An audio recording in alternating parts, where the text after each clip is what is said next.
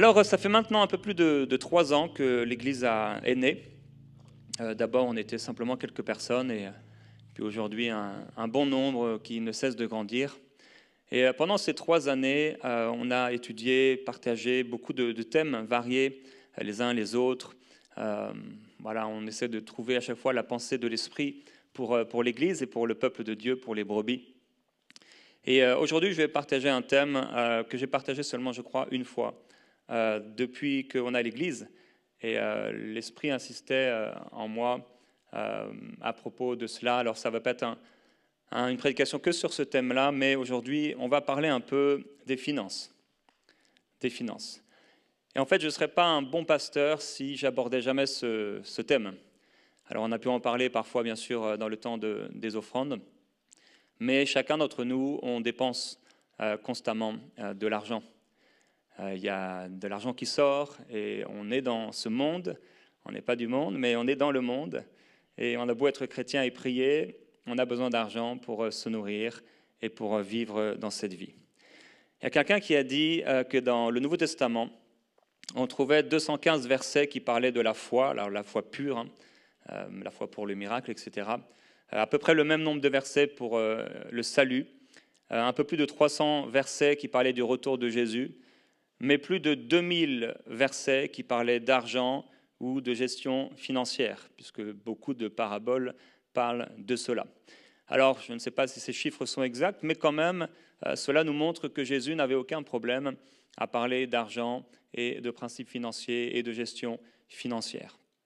La bonne nouvelle, c'est que le Seigneur Jésus a dit « Ne crains pas, petit troupeau, car ton Père a trouvé bon de te donner le royaume. » La bonne nouvelle, c'est que lorsque Jésus a annoncé la réalisation de la prophétie du prophète Ésaïe, « Voici l'Esprit du Seigneur est sur moi ».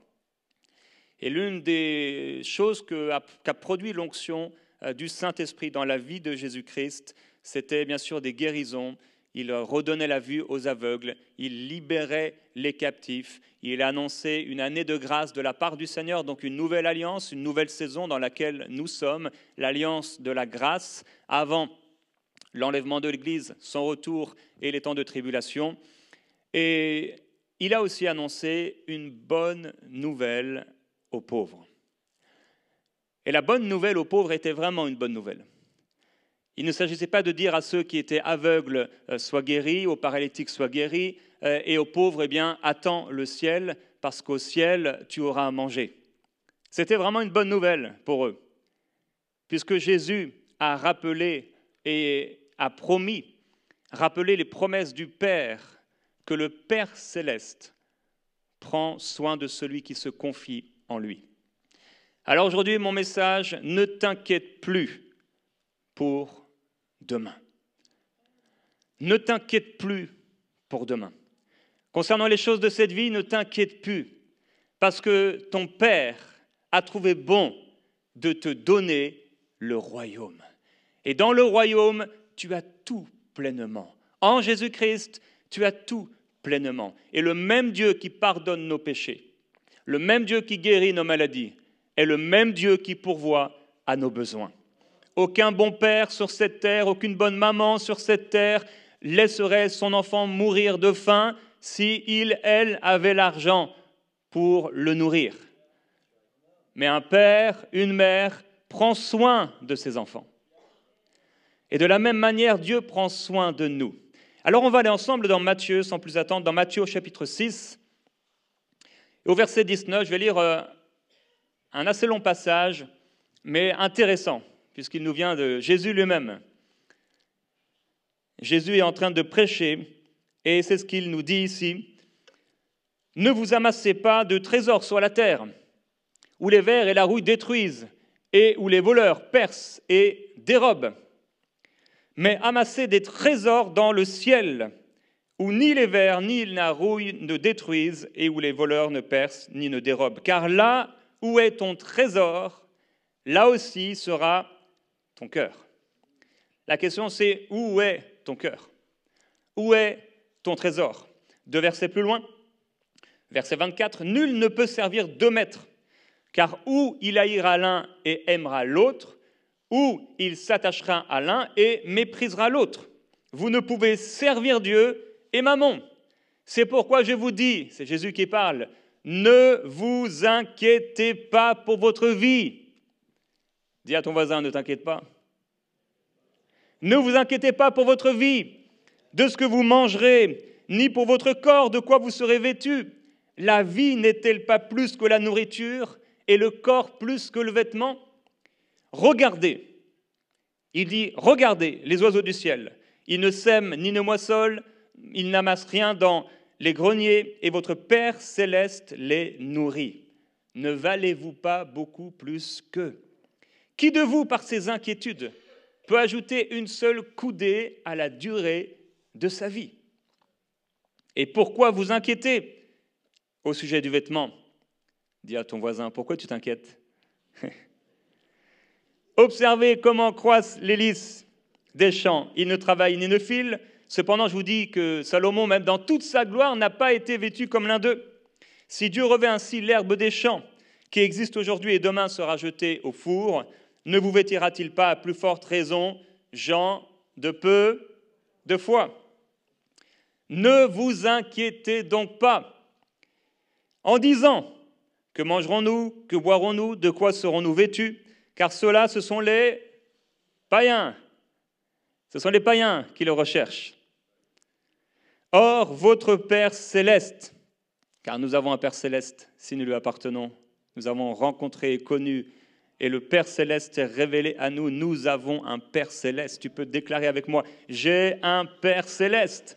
Je ne sais pas comment était ton père, si c'était un bon père ou un mauvais père, mais je sais une chose, j'ai un Père céleste.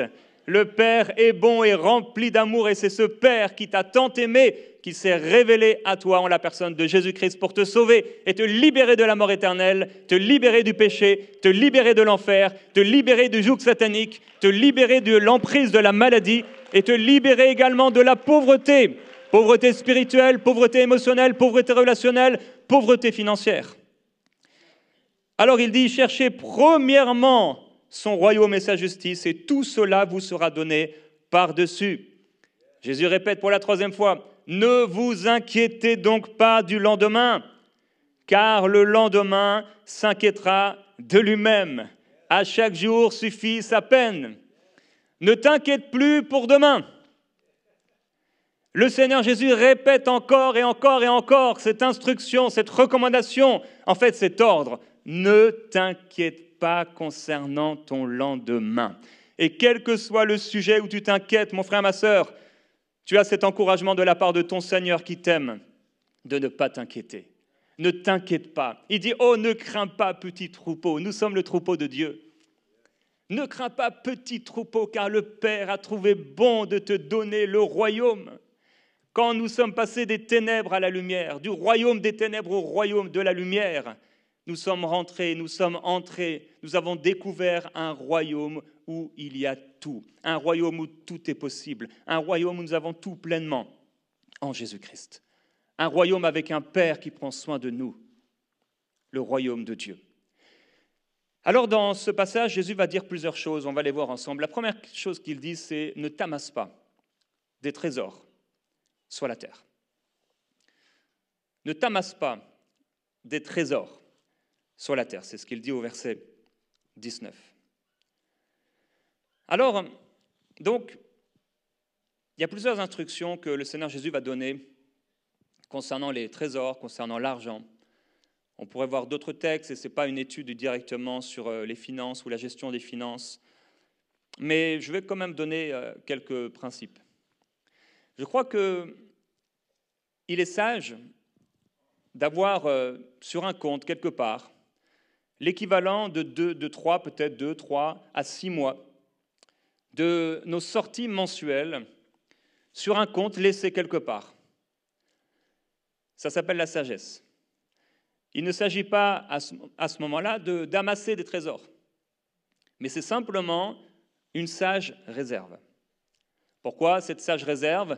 Si demain ta voiture a un problème, si demain tu dois changer de réfrigérateur, si demain il y a quelque chose qui arrive, eh bien par la sagesse, que tu auras sagesse financière, tu n'auras pas besoin de t'inquiéter, tu n'auras pas besoin de courir à droite et à gauche, tu n'auras pas besoin de demander à tes parents, tu n'auras pas besoin de demander à la banque, mais tu as mis de côté de l'argent. C'est le premier conseil. Si on possède plus qu'une sage réserve, donc la sage réserve, c'est ce que tu as pour pouvoir vivre plusieurs mois en cas de crise. Rappelez-vous que Dieu lui-même a donné à Pharaon ses songes, ses rêves, lui annonçant à l'avance la bénédiction financière, l'abondance qui viendrait, mais également la crise qui s'en suivrait. Et Dieu peut préparer son peuple, et Dieu peut préparer un individu en particulier par rapport soit à l'abondance, soit à la crise. Qu'est-ce qu'ils ont fait en Égypte? C'est que pendant 7 ans, ils ont mis de côté des biens, de la nourriture, etc. Et quand la crise est venue, eh bien, ils avaient de quoi sur leur compte, ils avaient de quoi dans leurs entrepôts pour ne pas mourir de faim. J'aimerais dire que le Saint-Esprit t'a été donné pour t'enseigner toutes choses, concernant les choses spirituelles, mais également concernant les choses terre à terre, naturelles. Le Saint-Esprit est avec toi, et le Saint-Esprit te conduira, et le Saint-Esprit te dirigera. Alors, si quelqu'un possède plus qu'une sage réserve, il devrait faire fructifier cet argent. Dans une parabole, il y a cette parabole du Seigneur Jésus qui dit que voilà, celui qui a reçu le talent, il n'a reçu qu'un seul talent et il a caché son talent. Et les autres ont fait fructifier leur talent. Alors il parlait bien sûr des dons pour le Seigneur, des dons que nous recevons, des talents que nous recevons dans la vie, et bien plus que cela d'ailleurs, mais également par rapport à nos finances. Si quelqu'un a une sage réserve et que cette personne commence à s'enrichir, la bénédiction devient grande, il ne faut pas enterrer cet argent dans la terre. Il faut le faire fructifier. Alors je ne dis pas, et je ne suis pas en train de parler de prendre des risques fous, insensés, mais d'une manière ou d'une autre, d'une manière sage, il faut que cet argent puisse servir et que vous puissiez le faire fructifier. Dieu, dans sa parole, est un Dieu qui cherche du fruit. Dieu est un Dieu de croissance. Il nous appelle à aller de gloire en gloire. Tout est une question de croissance. Même la révélation du Seigneur Jésus-Christ, même notre salut, même la défaite de Satan, tout cela est une question de croissance. Tout grandit sans cesse. Les scientifiques disent que l'univers grandit sans cesse. Tout est une question de croissance. Alors on n'est pas appelé à devenir de plus en plus pauvre, mais à devenir de plus en plus une source de bénédiction. On devrait chercher, d'une manière générale, et bien sûr, il y a des situations individuelles et particulières où le Saint-Esprit peut diriger autrement. Soit parce qu'il y a des saisons différentes, soit parce que Dieu sait à l'avance qu'il y aura des déménagements, ou peu importe la raison. Mais d'une manière générale, je crois qu'il est bon de devenir propriétaire. Pour ne pas perdre chaque mois, en fait, le montant de ce précieux loyer qu'on donne à un propriétaire. Le même Dieu qui pourvoit à votre loyer est le même Dieu qui pourvoira au remboursement de votre crédit ou de votre hypothèque. C'est le même Dieu. L'or et l'argent appartiennent au Seigneur. Alors un locataire ici, avec un loyer de 1 000 $, pendant 25 ans, il aura donné à son gentil propriétaire 300 000 $. S'il est locataire pendant 50 ans, il aura donné à son gentil propriétaire 600 000 $. La maison qu'on a achetée il y a plusieurs années, quand on est allé la visiter, c'était des locataires qui étaient dedans. Ils étaient dedans depuis que la maison avait été construite. La maison avait été construite en 1989, on a acheté la maison, je crois, en 2014. Ça veut dire que ça faisait 25 ans. Ils étaient locataires depuis 25 ans. Lorsque le propriétaire a vendu la maison, il était content. Les locataires ont dû déménager et ont dû trouver une autre location. Alors il est sage d'investir dans un bien immobilier dans le but de laisser un héritage à nos enfants, de financer le royaume de Dieu et aussi de s'assurer une retraite paisible. On avait dit à l'époque dans une certaine dénomination en France d'église aux pasteurs que de toute façon le Seigneur Jésus revient, Donc ne vous inquiétez pas, mes frères pasteurs, dans notre organisation, dénomination, vous n'avez pas besoin de mettre de l'argent de côté, parce que de toute façon, Jésus revient. Et les pasteurs, Jésus n'est pas encore revenu. 1000 ans, c'est comme un jour. Il revient, oui, c'est vrai. Et arrivés à la retraite, ils ont eu de gros problèmes. Et beaucoup d'entre eux se sont retrouvés dans des situations précaires. Une des raisons, c'est aussi bien sûr parce qu'on ne leur avait pas enseigné le message de la foi et de la provision de Dieu.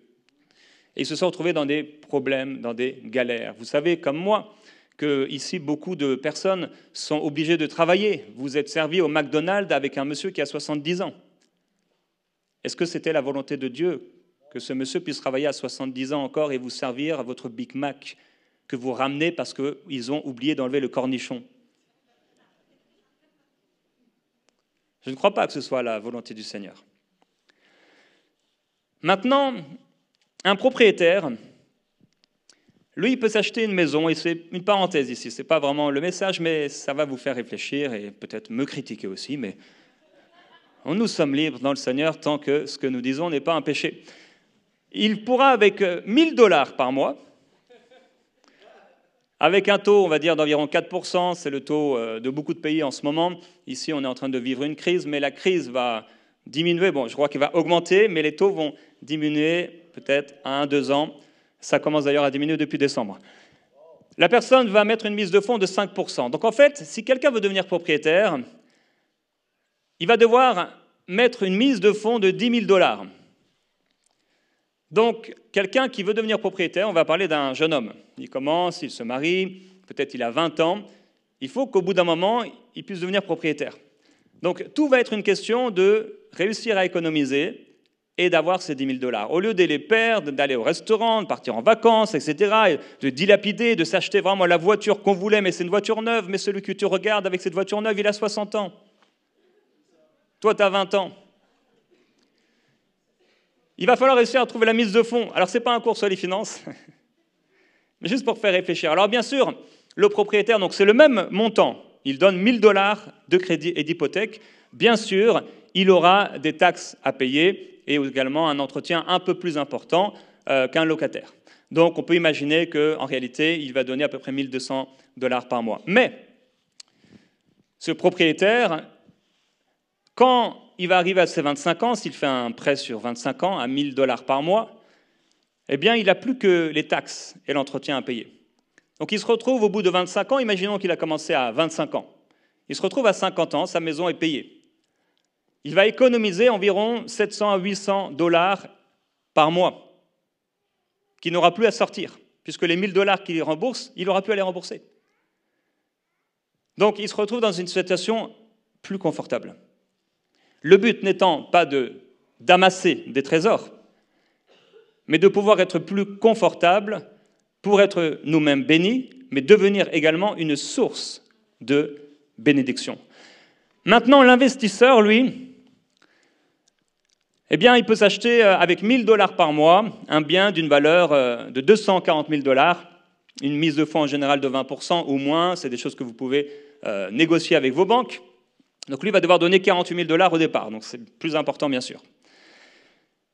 À la fin des 25 ans, il a investi donc dans un bien, il est propriétaire, il a investi dans un bien, il aura toujours les taxes à payer. Cependant, maintenant, le loyer qui rentre, c'est un loyer qui est, entre guillemets, presque clair. Donc les 1000 $ de la personne, parce qu'en réalité, les 1000 $ au bout de 25 ans, ce ne sera plus 1000 $. Au bout de 25 ans, ce sera au moins 2000 $ qu'il recevra, avec l'augmentation annuelle, etc., et l'augmentation du coût de la vie. Ce qui veut dire que cet investisseur, au bout de 25 ans, il va recevoir sur son compte bancaire 2000 $ par mois. Est-ce que, je sais que certains, vous êtes peut-être embêtés que je prêche sur les finances, mais est-ce que toi qui es embêté, tu aimerais avoir 2000 $ par mois sur ton compte bancaire qui tombe? Je sais que tu le veux, puisque tu as acheté un jeu à gratter pour gagner cette somme-là. Alors, ça veut dire qu'au bout de 25 ans, un propriétaire, il économisera chaque mois le montant de son loyer, qui ne fera d'ailleurs qu'augmenter, comme je l'ai dit. Un investisseur recevra chaque mois le montant d'un loyer, avec lequel il pourra subvenir à ses besoins, faire des dons importants et obtenir par la vente de son bien également un montant important pour payer tout ce dont il aura besoin à payer pendant toute sa retraite, s'il le voulait. Un investisseur, lui, qui vend un bien au bout de 50 ans, donc comme je l'ai dit, aura plusieurs milliers de dollars qui seront rentrés pendant un certain nombre d'années, et il recevra en réalité peut-être, comme je l'ai dit, 2000 dollars par mois, mais au bout de 25 ans, s'il veut vendre sa propriété qu'il a achetée au départ 240 000 dollars, au bout de 25 ans, ça vaut plus 240 000 dollars, mais beaucoup plus, et au bout de 50 ans, ça vaut certainement dans les 750 000 dollars. Un bien qu'il a acheté 240 000 dollars. Il a mis les 300 000 pendant 25 ans, les 48 000 de la mise de fonds, donc il a mis 350 000, les frais d'hypothèque d'entretien, mais à la fin, ça lui rapporte beaucoup. On peut fermer la parenthèse. On a cet encouragement du Seigneur à ne pas nous amasser des trésors sur la terre. Cela veut donc dire que quelqu'un qui a sur son compte bancaire 50 000 dollars, 100 000 dollars, 200 000 dollars, devrait prendre la Bible et lire la Bible et découvrir dans la parole de Dieu qu'est-ce qu'il doit faire avec cet argent. Cette personne devrait prier et demander au Seigneur quoi faire avec cet argent. Cette personne devrait prier pour recevoir la sagesse de Dieu et le discernement par rapport à cet argent. Et si cet argent est là sans rien faire et qu'en réalité il ne servira à rien, si cet argent est là parce que la personne a peur, il y a quelque chose ici dont il faut guérir. Beaucoup de gens font des choses dans les finances par peur. Des dépenses, des achats, mais aussi une économie. Celui qui fait que d'économiser, il ne cesse de s'appauvrir, dit les Proverbes.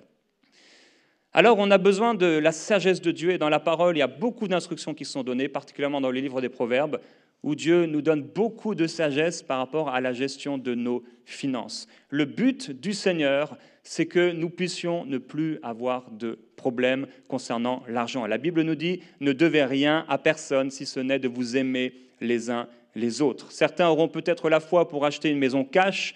Cette fois-là, je ne l'avais pas. J'avais la foi, par contre, d'acheter une maison, de faire un crédit et de pouvoir rembourser le crédit plus tôt. Ma foi se situe là. Certains, si vous avez la foi pour acheter cash, que le Seigneur vous bénisse. Votre témoignage nous encouragera. Parmi le peuple de Dieu, il n'y avait aucun indigent. Dans le désert, leurs chaussures ne se sont pas usées, parce que Dieu pourvoyait à leurs besoins. Chaque matin, ils se levaient et ils avaient juste à voir la manne, le miracle que le Seigneur avait fait pour les nourrir. Quand ils se sont un peu rebellés et qu'ils ont crié à Dieu, Dieu a fait venir des milliers de tonnes de viande, d'écailles dans le désert. Cela montre que Dieu peut tout, et comme l'a rappelé Annabelle dans le temps d'offrande, on peut être dans un endroit de sécheresse, de désert, et ne pas voir qu'il y a un puits. Mais quand on commence à prier et à chercher la sagesse de Dieu, Dieu peut nous montrer ce puits de provision. Alors le Seigneur est bon et plein de miséricorde, donc c'est une question d'équilibre. Quelqu'un ne devrait pas faire de la priorité de sa vie le fait de devenir propriétaire ou investisseur. Ce n'est pas les choses que nous devons chercher premièrement. Cependant, il faut qu'on puisse être équilibré dans notre vie présente. Quand quelqu'un a été propriétaire et qu'il a eu sa maison, et à un moment peut-être, en vieillissant, il voudra peut-être un condo plus petit, il va l'acheter peut-être avec une valeur un peu moindre, cette personne-là va pouvoir donner à ses enfants. Elle va laisser un héritage à ses enfants. Je prie que vos enfants puissent recevoir de votre part un héritage. Et pas seulement au moment de votre mort d'ailleurs, parce que si vous avez investi, vous pourrez leur donner certainement un condo. Vous pourrez les bénir, vous pourrez leur offrir une voiture. Quand votre enfant aura 50 ans, eh bien, vous lui offrirez une voiture, ou une maison, ou un appartement, un condo, parce que vous allez laisser un héritage à vos enfants. Alors, deuxièmement, le Seigneur Jésus dit « Amasse des trésors dans le ciel ». Là, il faut qu'on puisse amasser des trésors célestes. La Bible nous dit nous montre dans 1 Timothée chapitre 6, verset 17, une instruction pour les riches. Alors la définition d'être riche, elle change selon la perspective de chacun. Il y a des personnes qui pensent ne pas être riches, mais à partir du moment où tu as 3 paires de chaussures, tu es riche. Puisqu'il y a des gens qui n'ont même pas une seule paire de chaussures. En fait, ici, tous les gens ici sont riches. Oui, oui. Donc c'est une question de perspective. Recommande aux riches, c'est ce que Paul dit, inspiré par l'Esprit, à Timothée, pasteur d'une église. Donc il lui dit de dire aux membres de son église, aux riches du présent siècle, de ne pas être orgueilleux et de ne pas mettre leur espérance dans des richesses incertaines, mais de la mettre en Dieu, qui nous donne avec abondance toutes choses. C'est Dieu qui nous donne avec abondance toutes choses, pour que nous en jouissions, ou encore pour notre bonheur.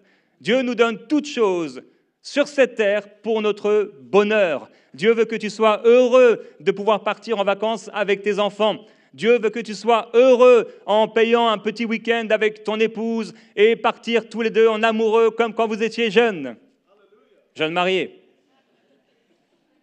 Puisque je le répète, il ne faut pas partir en week-end dans un hôtel quand on n'est pas marié. Il y a des choses qui sont évidentes, mais pourtant il faut les rappeler.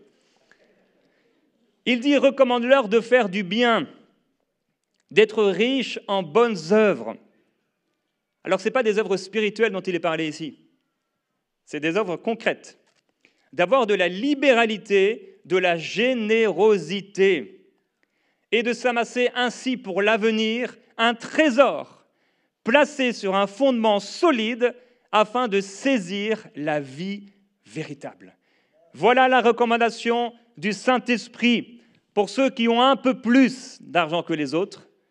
Avoir de la générosité, avoir de la libéralité, faire preuve d'œuvres bonnes. Alors, qu'est-ce qui se passe pour celui qui est propriétaire ou qui a investi? C'est qu'au bout d'un moment, cette personne va recevoir un peu plus que les autres. Elle va pouvoir bénir plus que les autres. Pour celui qui a investi et qui, au bout de 25 ans, sa dette est payée, et il reçoit maintenant 2 000 $ de loyer par mois, eh bien, il a 2 000 $ pour faire du bien aux gens de son église. Il a 2 000 $ pour faire du bien aux pauvres. Il a 2 000 $ pour faire du bien à ses enfants. Il a 2 000 $ chaque mois aussi pour se faire du bien. Donc, je le répète, ce n'est pas un péché d'être locataire, il n'y a aucun souci. Il y a aussi des saisons dans la vie et il y a aussi des choix. On a le choix. Dieu ne nous a pas dit directement « devenez propriétaire ». On est passager sur la terre. Mais Dieu nous parle beaucoup d'intelligence financière. Mais on a le choix. Il n'y a aucun souci si quelqu'un à 70 ans est locataire, pas de problème. Mais on a un choix en fait. Et il faut qu'on puisse le savoir et faire des choix avec la foi et pas avec la peur. Amen. Je sais que c'est un sujet qui est délicat. Faire preuve de libéralité et de générosité. Alors plus une personne est prospère, et plus le pourcentage de ses dons par rapport à ce qu'elle gagne devrait augmenter. Plus quelqu'un reçoit, et plus cette personne devrait être en mesure d'augmenter son pourcentage de libéralité et de générosité. Il ne faut pas attendre d'être investisseur et à 25 ans d'investissement pour avoir de la libéralité et de la générosité. Beaucoup de gens disent cela, « Oh, quand j'aurai 1 million de $, je donnerai à l'Église. » Ou quand, « Si Dieu me donne 2 fois mon salaire, ou si j'ai ceci, si j'ai cela. » En réalité, tu as déjà. Cette femme qui est venue apporter, et d'ailleurs, ce n'est pas étonnant quand même que Jésus s'assoie devant le tronc d'offrande. Ce n'était pas un tronc d'arbre, hein. C'était un endroit où on mettait l'argent. Et il est là, il s'assoit et il regarde la manière dont les gens donnent. Il y a des gens qui donnent beaucoup de leur superflu. Il y a une femme une veuve, une femme qui n'a pas beaucoup, et elle donne, mais elle donne tout ce qu'elle a. Des gens ont dit que voilà, on peut donner des petites pièces, puisque cette femme, elle a donné des petites pièces, et donc la corbeille d'offrande devient lourde avec toutes ces petites pièces. Mais les petites pièces, c'est pour les enfants. Quand tu as un enfant qui vient chez toi, tu peux lui donner une petite pièce, et il est très content. Il a 5 ans, tu lui donnes une petite pièce de 2 $, il est vraiment content. Maintenant, ce n'est pas avec cet amour-là que tu vas aimer le Seigneur, au-delà d'une petite pièce. Mais Jésus est en train de regarder cette femme qui donne. Et cette femme, elle n'a pas donné des petites pièces, elle a donné tout ce qu'elle avait. En fait, quand on est touché par Dieu, on devient un donneur. Quand on entre d'ailleurs dans le royaume de Dieu, on devient généreux. Cette femme qui a été touchée par le Seigneur Jésus-Christ, délivrée de ses mauvais esprits, va offrir un parfum d'une grande valeur, l'équivalent d'une année de salaire d'un ouvrier moyen, et le déposer sur le Seigneur Jésus. Judas dit « Oh, on aurait dû garder cet argent et le donner aux pauvres !» Mais c'était simplement pour voler dans le portefeuille du ministère du Seigneur Jésus. Et Jésus dira « Mais les pauvres, vous les avez tout le temps avec vous. » Ça veut dire quand je partirai, bien sûr, occupez-vous d'eux. Mais là, je suis là, elle a fait une bonne œuvre en ma faveur. Cette femme qui a beaucoup reçu de l'amour du Seigneur a beaucoup aimé. Jésus dit qu'elle a beaucoup aimé. Comment elle a beaucoup aimé? En apportant au Seigneur son offrande. Alors, plus l'abondance est là dans notre vie, et plus on devrait donner. Ça devrait être la vision du croyant de pouvoir être généreux, comme notre Dieu est généreux.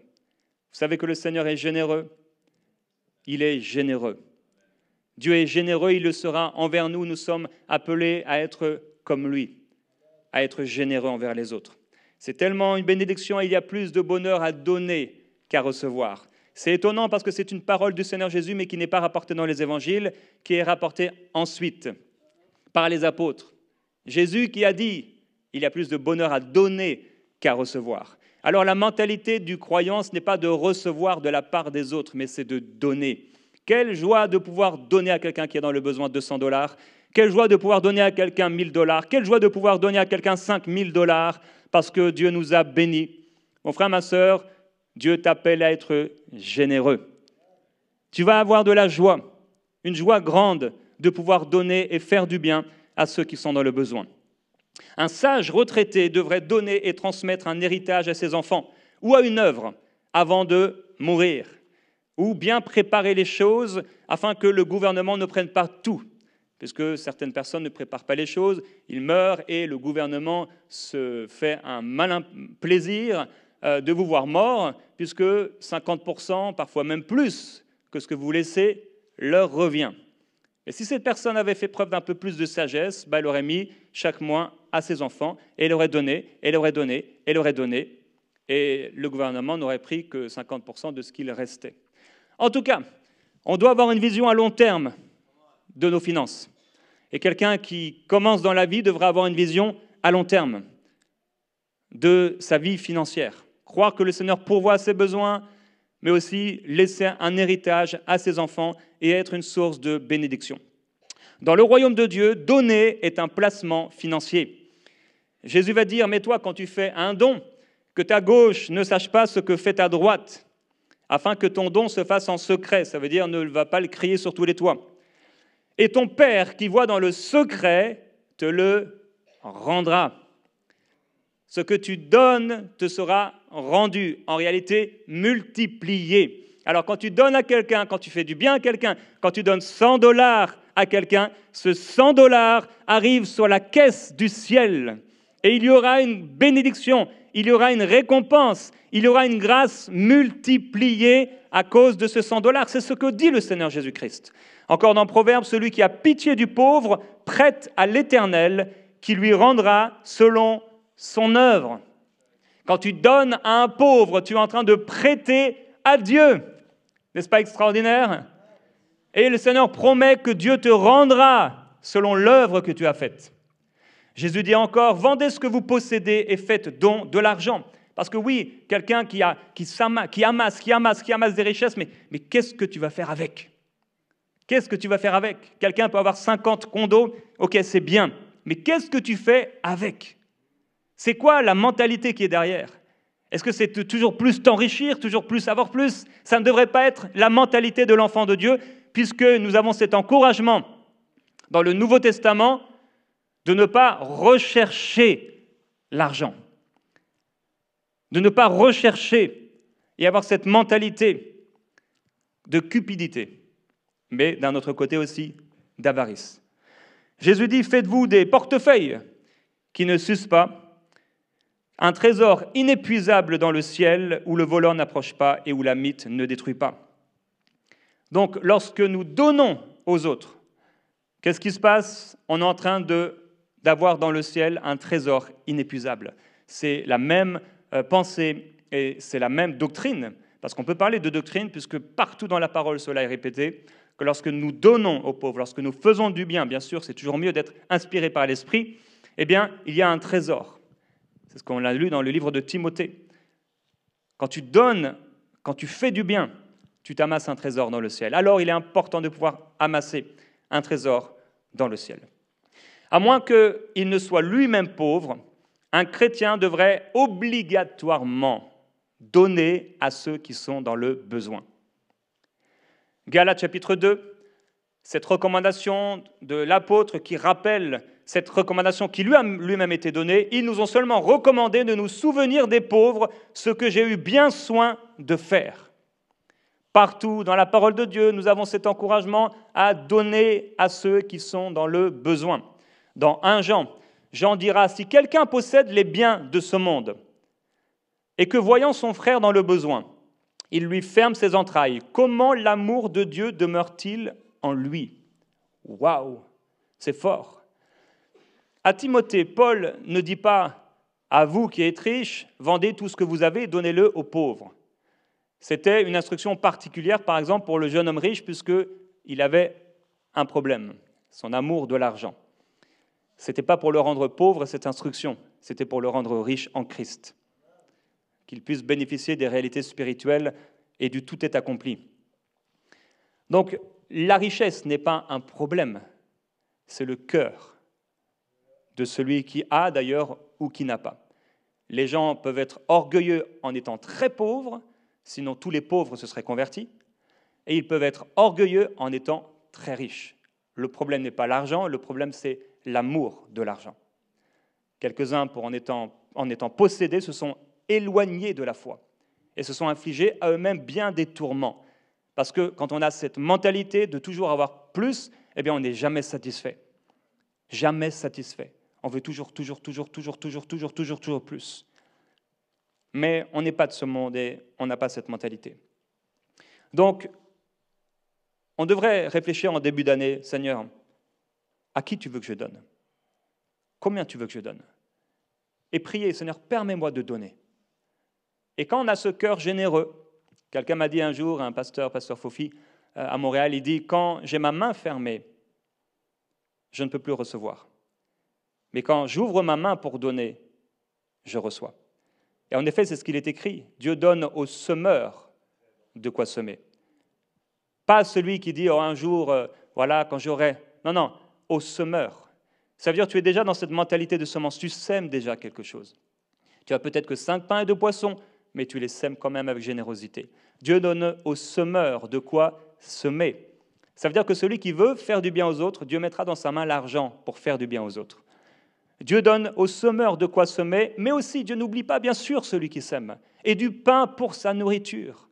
Il fournit et il multiplie la semence. Les versets dans les lettres du Nouveau Testament sont assez extrêmes concernant le domaine des finances. Dieu a fait exprès d'être bien clair. Dieu pourvoira à tous vos besoins. Il aurait pu s'arrêter là. Non, selon sa richesse, il aurait pu s'arrêter là. Non, avec gloire, il aurait pu s'arrêter là. Non, en Jésus-Christ. Bien des versets nous montrent en fait que Dieu est généreux. Dieu est un Dieu abondant. Donc il fournit, multiplie la semence, afin que vous ayez toujours de quoi satisfaire à tous vos besoins et que vous ayez en abondance pour toutes sortes d'œuvres bonnes. C'est extrême. Dieu veut bénir ta vie pour que tu aies à manger, pour que tu aies de quoi te nourrir, te vêtir, que tu puisses habiter quelque part, faire du bien à tes enfants et être une source de bénédiction. Ne garde pas ce que tu as reçu. Troisièmement, ne t'inquiète pas pour ta vie. Ne t'inquiète pas pour ta vie. L'inquiétude est un péché au sens sommaire du terme. Cela veut dire, le péché veut dire rater le but ou manquer la cible. Quand nous manquons la cible, que nous ratons le but, nous sommes en train de pécher. L'inquiétude, surtout lorsqu'elle est manifestée, mais elle se manifestera dans tous les cas, l'inquiétude est donc, au sens sommaire du terme, un péché. C'est l'ennemi de la foi. Si l'inquiétude est présente dans la vie d'une personne, cette personne le confessera tôt ou tard. Comment savoir si vous êtes une personne inquiète? On doit vous entendre, vous écouter. Où écoutez-vous? Qu'est-ce que vous dites? Jésus dit, ne vous inquiétez pas en disant. Qu'est-ce qu'on va manger? Comment on va s'habiller? Etc. Donc, quelqu'un d'inquiet va le dire. À un moment ou à un autre, ça va sortir. Un peu de pression, la pression va augmenter et la personne va dire. Elle va confesser son inquiétude, elle va confesser ses craintes, elle va confesser ses peurs.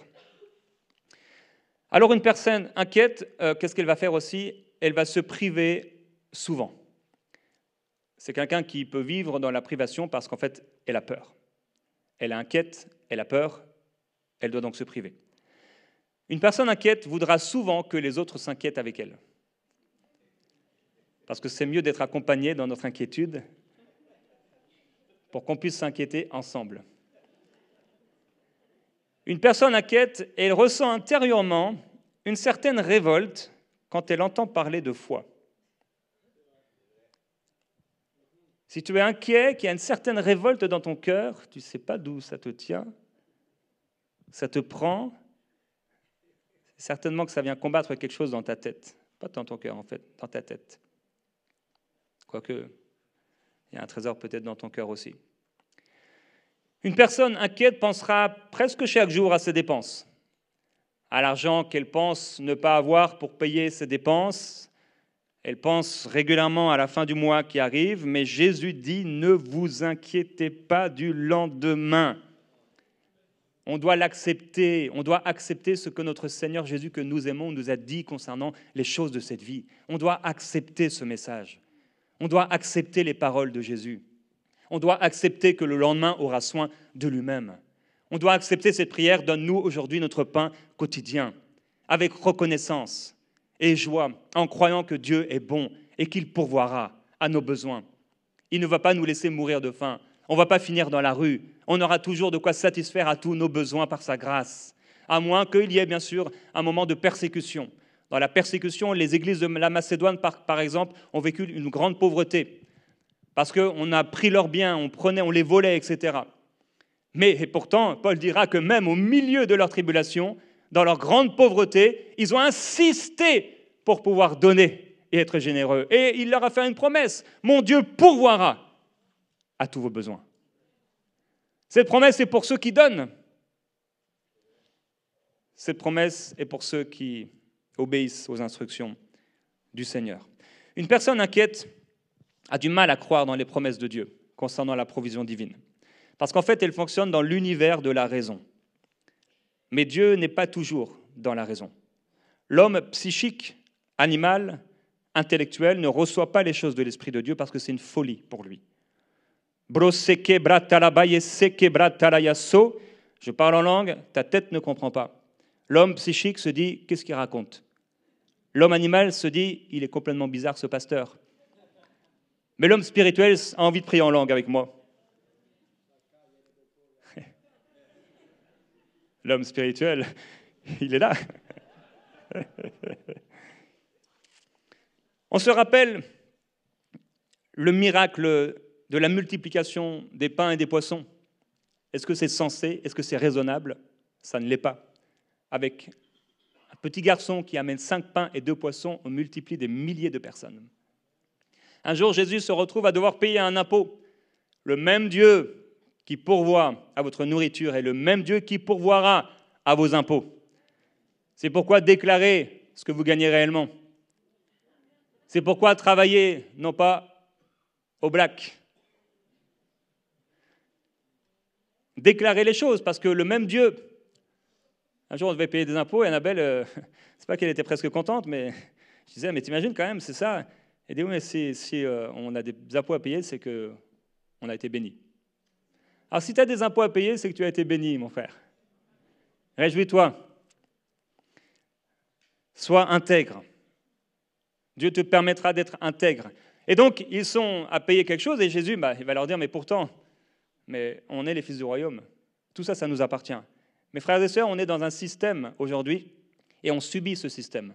Mais en même temps, on subit un autre système, celui du royaume de Dieu. Mais aujourd'hui, quelqu'un qui dit, mais voilà, je suis chrétien, etc., plus besoin d'argent, plus besoin d'impôts, plus besoin de... Si, tu vas payer. Tu t'achètes une baguette de pain, bon, tu vas t'acheter, on va dire, une poutine, et avec ta poutine, tu vas payer 15% de taxes. Ou 14,975 peut-être. Tu vas les payer. Chrétien ou pas, tu vas les payer. Donc on subit les systèmes de ce monde, mais quel que soit le système dans lequel on est, on a un système supérieur. Dieu sait très bien. Tu es dans un pays, il y a beaucoup de taxes. Tu es dans un pays, il y a beaucoup d'impôts. Ne t'inquiète pas du lendemain. Et Pierre va aller pêcher un poisson, et dans la bouche du poisson, il y a une pièce d'argent. Qu'est-ce que Jésus a voulu dire? Il a voulu dire que s'il y a des impôts à payer, il y aura un puits, il y aura un poisson. Ne t'inquiète pas, Dieu peut faire n'importe quoi et passer par n'importe qui pour pourvoir à tes besoins. Il y a encore la pêche miraculeuse. On pourrait parler de l'huile de la veuve qui n'avait pas assez, mais le prophète arrive, et bien sûr une représentation de Dieu lui-même qui arrive, et la voilà à remplir tous les vases dans sa maison. Dieu qui pourvoit.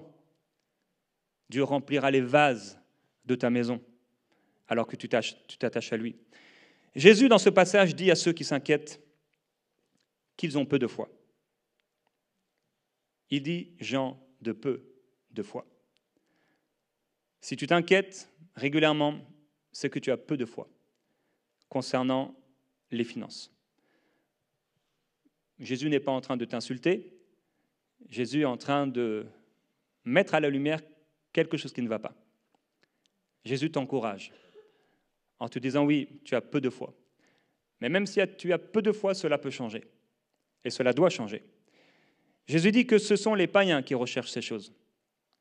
Alors, ce n'est pas là qu'est notre cœur. C'est des choses dont on a besoin. Si je dois aller à mon travail, j'ai certainement besoin d'une voiture. Ou si je vis dans une capitale, peut-être j'ai besoin de l'argent pour payer mon bus, mon métro. C'est des besoins qu'on a. Dieu pourvoit à nos besoins.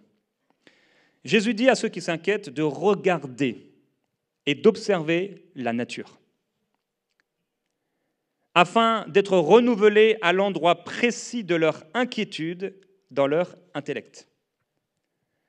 Dieu encourage, le Seigneur Jésus encourage celui qui s'inquiète à regarder les oiseaux du ciel, à observer les lys des champs. On était un jour dans un verger, comme on y va chaque année, et je voyais ces tonnes de pommes qui étaient à terre, qui n'avaient pas peut-être eu le temps d'être ramassées et qui pourrissaient. Il y avait des milliers, des milliers, des milliers de pommes. Et j'ai comme eu une révélation sur l'abondance de notre Seigneur. Dieu ne s'inquiétait pas de ces pommes qui pourrissaient, parce que Dieu est extrêmement généreux. Il a créé les cieux et la terre et tout ce qu'il y a sur la terre avec générosité. Dieu ne s'inquiète pas du lendemain. Ne t'inquiète pas du lendemain. Jésus dit de réaliser que la vie est bien plus que la nourriture. Jésus dit dans ce passage de réaliser que tu vaux plus que les oiseaux du ciel. Et que si tu vaux plus, si tu as plus de valeur que les oiseaux du ciel, le Seigneur te nourrira. Jésus dit dans ce passage que le Père céleste, ton Père céleste, connaît tes besoins. Jésus dit dans ce passage de considérer la valeur que tu as auprès du Père. Non seulement tu as de la valeur, mais tu as de la valeur auprès de ton Dieu, de ton Père céleste. Jésus dit dans ce passage que l'inquiétude est une question de cœur. Là où est ton trésor, là aussi sera ton cœur.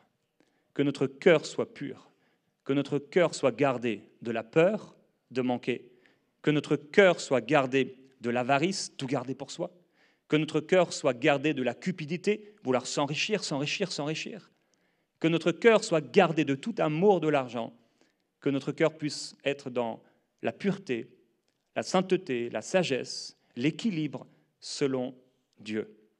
Dernièrement, un encouragement, cherche premièrement le royaume de Dieu et sa justice. Jésus finit un peu ce thème sur les finances dans sa prédication. Il va aborder plusieurs points en encourageant ceux qui s'inquiètent à chercher le royaume de Dieu, premièrement, et sa justice. Chercher le royaume de Dieu et sa justice ne veut pas dire ne penser qu'au ciel, à l'enlèvement de l'Église, à la fin de temps, à la Nouvelle Jérusalem. Chercher le royaume de Dieu et sa justice, qu'est-ce que ça veut dire? Une des choses que ça veut dire rechercher à ce que toute la volonté de Dieu puisse s'effectuer sur la terre. Chercher le royaume de Dieu et sa justice, c'est servir Dieu. Puisque Jésus dit, on ne peut pas servir deux maîtres, mammon ou Dieu. Tu es appelé à servir ton Dieu. Tu dois servir ton Dieu dans ta famille. Tu dois servir ton Dieu dans ton église. Tu dois servir ton Dieu auprès des autres, dans le monde. Donc, nous sommes appelés à servir notre Dieu. On pourrait aussi ajouter individuellement. Quand on est seul, on peut servir Dieu par la louange, par l'adoration, par des temps de jeûne et de prière. Nous sommes en train de servir Dieu. Nous sommes appelés à servir Dieu, comme je l'ai dit, auprès de notre famille. Celui qui n'a pas soin des siens est pire qu'un infidèle. Donc, on va prendre soin de nos enfants. On va prendre soin de notre épouse. On va prendre soin de ceux que Dieu nous a donnés. On en prend soin. Les disciples n'ont pas eu à s'inquiéter, mais Jésus pourvoyait à leurs besoins. Alors, prends soin de ta famille. Il y a malheureusement des chrétiens, des chrétiennes qui dépensent sans sagesse l'argent de la maison et leurs enfants vont à l'école avec des habits dont presque un pauvre ne voudrait pas, et ce n'est pas normal. Si les parents ne vivent que pour eux-mêmes, en oubliant et en délaissant les besoins de leurs enfants, Dieu leur demandera justice de ces choses. Et ils auront des comptes à rendre d'avoir été égoïstes, de n'avoir pensé qu'à eux pendant que leurs enfants n'avaient quasiment pas à manger. Donc, on prend soin de notre famille. On sert Dieu également dans notre Église, là où nous sommes nourris. Nous ne sommes pas des kangourous, nous avons une Église locale. Dans cette Église locale, nous sommes appelés à servir le Seigneur. Celui qui sert Dieu, Dieu le servira. Celui qui honore Dieu sera honoré par le Seigneur. Quand nous sommes en train de servir Dieu, notre cœur n'est pas dans l'argent. Nous cherchons le royaume de Dieu. Et c'est parce que nous cherchons le royaume de Dieu que nous sommes là à l'Église. C'est parce que nous cherchons le royaume de Dieu, parce que nous aimons Dieu, que nous voulons que sa justice s'accomplisse, que nous sommes là aux réunions de prière. Notre présence aux réunions de prière manifeste beaucoup le cœur qu'on a pour les autres et pour les intérêts de Dieu. Et notre présence au coin café du travail, dans nos week-ends, en vacances, montre aussi une autre réalité.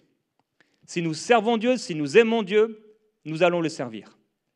Et si nous servons Dieu et que nous aimons Dieu, nous le servirons dans l'église locale. Servez le Seigneur. Je veux bénir le Seigneur de ce qu'à plénitude, nous ayons beaucoup de serviteurs. Beaucoup de personnes sont en train de servir. Le dimanche matin, très tôt, il y a déjà toute une équipe qui est là pour vous servir, pour nous servir, pour rendre possible également la diffusion, rediffusion des prédications ici. Parce qu'il y a des équipes qui travaillent pour que vous puissiez être bien, etc. Il y a des équipes qui sont là et des personnes qui servent. Vous êtes précieux. Que le Seigneur vous bénisse, il vous bénira. Parce que vous vous attachez au royaume de Dieu. Vous avez peut-être des besoins, mais vous prenez du temps pour aller dans la maison de Dieu et pour servir. Vous avez peut-être les mêmes besoins que les autres, mais vous aimez tellement le Seigneur que vous voulez le servir, que Dieu vous bénisse abondamment. Chercher le royaume de Dieu et sa justice, c'est avoir un cœur qui est tourné vers Dieu et vers ses intérêts, qui est entièrement dirigé vers le Seigneur. C'est chercher à ce que les valeurs de Dieu, les principes de Dieu, la volonté de Dieu, la justice de Dieu puissent être accomplis et manifestés dans notre vie et dans la vie des autres autour de nous. Quelqu'un qui aime Dieu, quelqu'un qui sert Dieu, c'est quelqu'un qui va chercher à bénir les autres. Il cherche un moyen d'être une bénédiction, parce que Dieu met et plante cela dans son cœur. Il plante un talent dans son cœur, il plante quelque chose dans son cœur. Cela ne vient pas du diable, cela vient de Dieu qui t'appelle à le servir. Chercher le royaume de Dieu et sa justice, c'est penser aux choses d'en haut et pas à celles qui sont sur la terre. Chercher le royaume de Dieu et sa justice nous défocalisera de nos propres intérêts primaires et cela nous amènera à nous tourner vers Dieu. Jésus a promis, et je termine avec cela, à ceux qui cherchent le royaume de Dieu et sa justice, que Dieu s'occupera de tout le reste. Et dit chercher premièrement le royaume de Dieu et sa justice, et toutes choses vous seront données par-dessus. pendant que quelqu'un est en train de servir le Seigneur, pendant que quelqu'un a confiance en Dieu, qu'il pourvoira à ses besoins, Dieu lui donnera tout le reste par-dessus. Car Dieu est un Dieu généreux qui prend soin de ses enfants, parce que nous sommes son troupeau et que le Père a trouvé bon de nous donner le royaume. Alors j'aimerais qu'on puisse prier ensemble un instant sur cette parole. Seigneur, je veux te remercier pour ta parole. Seigneur, dans ta parole, il y a de grandes richesses, des thèmes variés qui répondent à nos besoins. Et Père, je prie aujourd'hui que quelqu'un reçoive, que ton peuple puisse recevoir les instructions du Saint-Esprit pour leur propre vie. Il y a des besoins particuliers, il y a des vies différentes, il y a aussi des appels particuliers. Et Père, tu connais nos besoins à chacun.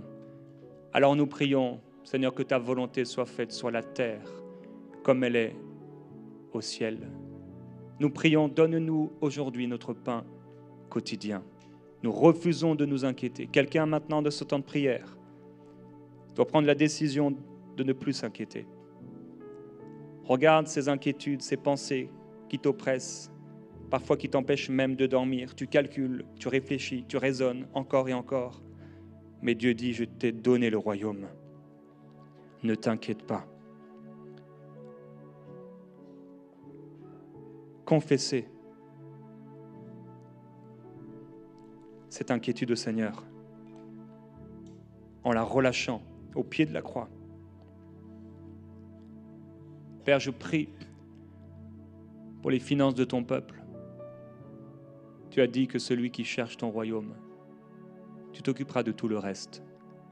Alors nous voulons te remercier, Seigneur. Est-ce qu'on peut remercier Dieu pour la nourriture qu'il nous donne, du fait qu'on n'ait pas à s'inquiéter concernant les vêtements? On a plusieurs habits, certains des étagères pleins de chandails, de t-shirts, 15 pantalons, 10 paires de chaussures. On peut remercier le Seigneur pour l'abondance. Seigneur, on te remercie pour l'abondance. On te remercie pour la nourriture, quelle grâce d'avoir à manger, pendant que d'autres n'ont pas, pendant que d'autres souffrent de la faim, quelle grâce, Seigneur. Merci pour le lieu dans lequel on habite. Merci parce qu'ici, Père, il n'y a personne qui est à la rue. Tu as dit, il n'y aura aucun indigent parmi ton peuple. Nous te remercions, Seigneur Jésus-Christ, et nous t'adorons. Je prie pour ton peuple afin que tu puisses parler au cœur et que l'Église Plénitude, les membres de ce troupeau, soient des personnes, des hommes et des femmes généreux, des gens qui donnent, des gens qui font du bien, des gens qui ont de la libéralité. Comme dans le réveil de la Pentecôte, les gens ont été tellement touchés par ton amour, par ton esprit. Ils ont commencé à donner, ils ont commencé à vendre des choses, à le mettre aux pieds des apôtres pour le bien de tous. Et il y avait une grande grâce qui reposait sur eux, parce que personne ne disait que ces biens ne lui appartenaient en propre, mais ils mettaient tout en commun. Seigneur, l'argent que tu mets dans nos mains, ce n'est pas notre argent, c'est le tien. Et on veut bien l'utiliser. Donne-nous la sagesse et l'intelligence, Seigneur, afin que cette chose, l'or et l'argent qui sont à toi, nous puissions être de bons gestionnaires. Nous disons non à la cupidité. Nous disons non à la soif de posséder.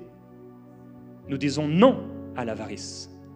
Nous disons non à l'esprit de pauvreté. Et nous disons oui à ton esprit et à ta volonté.